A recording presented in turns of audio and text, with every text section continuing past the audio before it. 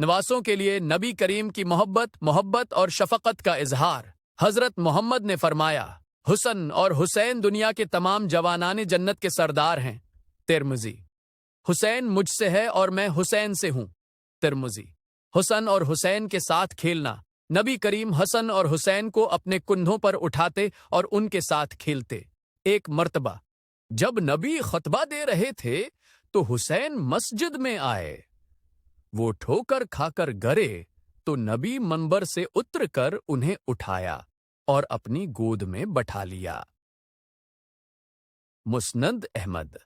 محبت بھرے الفاظ۔ نبی کریم نے فرمایا، جو حسن اور حسین سے محبت کرتا ہے وہ مجھ سے محبت کرتا ہے، اور جو ان سے دشمنی کرتا ہے وہ مجھ سے دشمنی کرتا ہے۔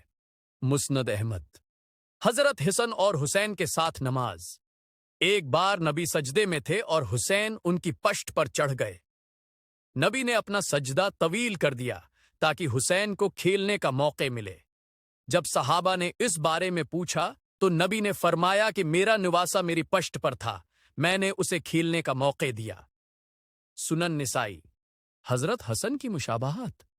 نبی کریم حضرت حسن کو اپنے قریب بٹھا کر فرماتے، اے اللہ، میں اسے حسن سے محبت کرتا ہوں، تو بھی اس سے محبت کر، اور جو اس سے محبت کرے تو اس سے بھی محبت کر۔ صحیح بخاری۔ نواسوں کے ساتھ نبی کریم کا برتاؤ حضرت محمد کے حضرت حسن اور حسین کے ساتھ برتاؤ سے واضح ہوتا ہے کہ نبی انہیں انتہائی محبت اور شفقت سے نوازتے تھے۔ وہ انہیں اپنی گود میں بٹھاتے، ان کے ساتھ کھیلتے اور انہیں دعائیں دیتے۔ ان کی محبت صرف الفاظ تک محدود نہیں تھی، بلکہ عملی طور پر بھی انہوں نے اپنی محبت کا اظہار کیا۔ حضرت حسن اور حسین کے لیے نبی کی محبت ایک مثال ہے کہ بچوں کے ساتھ محبت اور شفقت کا برتاؤ کیسا ہونا چاہیے۔ نبی کی محبت اور شفقت نے ان کی زندگیوں پر گہرا اثر ڈالا اور انہیں اسلام کے حقیقی اصولوں کے مطابق زندگی گزارنے کی ترغیب دی۔ کربلا کا واقعہ جو 680 عیسوی 61 ہجری میں پیش آیا، اسلامی تاریخ کا ایک اہم لمحہ ہے۔ خاص طور پر اس کا مرکز حضرت امام حسین اور ان کے ساتھیوں کی شہادت ہے۔ یہاں مکمل واقعہ بیان کیا گیا ہے۔ یزید بن معاویہ 680 عیسوی میں اپنے والد معاویہ کی وفات کے بعد اموی خلیفہ بن گیا۔ یزید کی حکومت کو بہت سے لوگوں، خاص طور پر علی کے پیروکاروں نے ناجائز اور ظالمانہ سمجھا۔ حضرت امام حسین، جو حضرت علی کے بیٹے اور حضرت محمد کے نواسے تھے، اس مخالفت کے اہم شخصیت تھے۔ حضرت امام حسین نے یزید کی بیعت کرنے سے انکار کر دیا اور اپنے خاندان اور ساتھیوں کے ساتھ مدینہ سے مکہ کی طرف روانہ ہو گئے۔ مکہ میں حسین کو کوفہ کے لوگوں کی طرف سے خطوط موصول ہوئے جن میں انہیں یزید کے خلاف بغاوت کی قیادت کرنے کی دعوت دی گئی۔ انہوں نے کوفہ جانے کا فیصلہ کیا، لیکن راستے میں یزید کی افواج نے ان کا راستہ روک لیا۔ 2 محرم 61 ہجری اکتوبر 680 عیسوی کو حضرت امام حسین اور ان کا قافلہ کربلا کے میدان میں پہنچا۔ انہیں یزید کی فوج، جس کی قیادت عمر بن سعد کر رہے تھے، نے گھیر لیا۔ حسین اور ان کے ساتھیوں نے کیمپ لگا لیا اور محاصرے کا سامنا کیا اور ان کے پانی تک رسائی کو روک دیا گیا۔ یہ محاصرہ 10 محرم، جو عاشورہ کے نام سے مشہور ہے، تک جاری رہا۔ اس دن جنگ شروع ہوئی۔ حسین کے کیمپ میں تقریباً 72 افراد شامل تھے، جن میں ان کے خاندان کے افراد اور ساتھی شامل تھے، اور ان کا سامنا ایک بڑی اور اچھی طرح مسلح فوج سے تھا۔ بہادری اور جنگی صلاحیتوں کے باوجود حسین کے ساتھی ایک کے بعد ایک شہید ہو گئے۔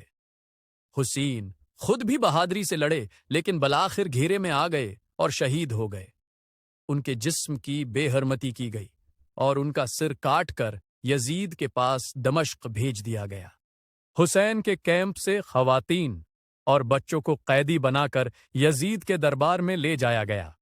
ان میں حسین کی بہن زینب بھی شامل تھیں، جنہوں نے یزید کے ظلم کی مذمت کرنے والی اپنی شاندار تقریروں کے ذریعے کربلا کی یاد کو زندہ رکھا۔ حسین کی شہادت ظلم اور جبر کے خلاف مزاحمت کی علامت بن گئی۔ اس نے اسلامی تاریخ پر گہرا اثر ڈالا اور ترقی کی راہ ہموار کی، جو حسین کو ایک شہید اور ایمان کے ہیرو کے طور پر مانتے ہیں۔ حضرت امام حسین کی شہادت کے بعد ان کے اہل خانہ، جن میں ان کی بہن حضرت زینب اور بیٹے امام زین العابدین شامل تھے، کو قیدی بنا لیا گیا۔ انہیں کوفہ اور پھر شام لے جایا گیا۔ حضرت زینب نے ان مقامات پر حسین کے مشن کو جاری رکھتے ہوئے یزید کے ظلم و جبر کو بے نقاب کیا اور لوگوں کو حسین کی قربانی کی حقیقت سے آگاہ کیا۔ واقعہ کربلا کی تعلیمات، کربلا کی داستان، قربانی، صبر، حق اور باطل کی جنگ کی لازوال مثال ہے۔ یہ واقعہ ہمیں سکھاتا ہے کہ ظلم کے خلاف مزاحمت۔ حسین نے ثابت کیا کہ ظلم کے خلاف خاموش رہنا خود ظلم کی حمایت کے مترادف ہے۔ واقعہ کربلا کی تعلیمات، کربلا کی داستان، قربانی، صبر، حق اور باطل کی جنگ کی لازوال مثال ہے۔ یہ واقعہ ہمیں سکھاتا ہے کہ ظلم کے خلاف مزاحمت۔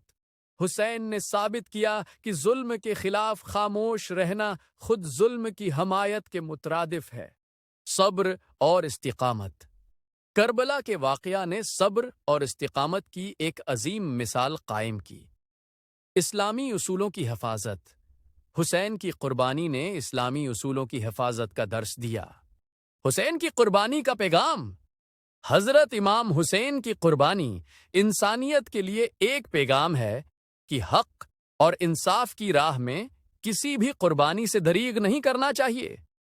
حسین نے ظلم کے خلاف علم بلند کر کے اور اپنی جان کی قربانی دے کر اسلام کے حقیقی پیغام کو زندہ رکھا اور ہمیں سکھایا کہ حق اور باطل کی جنگ میں کبھی پیچھے نہیں ہٹنا چاہیے۔ کربلا کی داستان آج بھی دلوں کو جھنجھوڑتی ہے اور ہمیں اپنے اصولوں پر قائم رہنے کا حوصلہ دیتی ہے۔